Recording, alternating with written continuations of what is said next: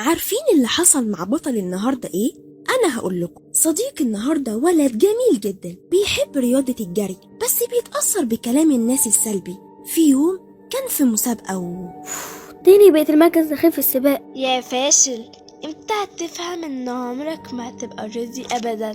روح أحمد البيت وهو حزين جدا وحاسس بإحباط ويأس. مامته شافته كده قلقت عليه وقالت: في ايه يا حبيبي، مالك وقاعد زعلان كده ليه؟ أنا كنت بتدرب كل يوم يا أمي، بس أنا بخسر. طارق عنده حق، أنا فاشل.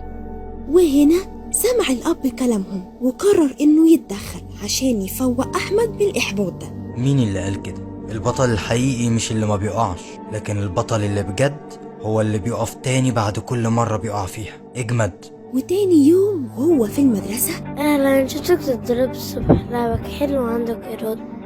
صح، بس كلهم بيضحكوا ويتريقوا عليا.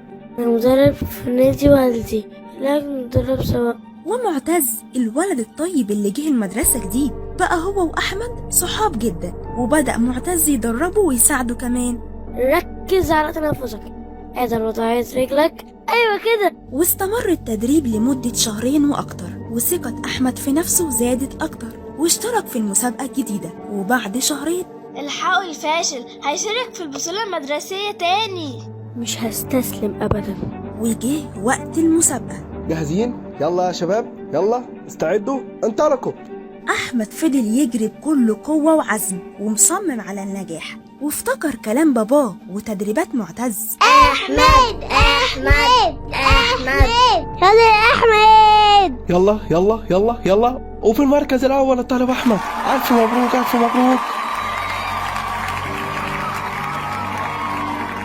ومن ساعتها أحمد حب الجري أكتر، واتعلم إن الحياة مكسب وخسارة، وإن في كل خسارة مكسب بيعلمنا، وإن البطل فعلا هو اللي بيقف بعد ما يقع.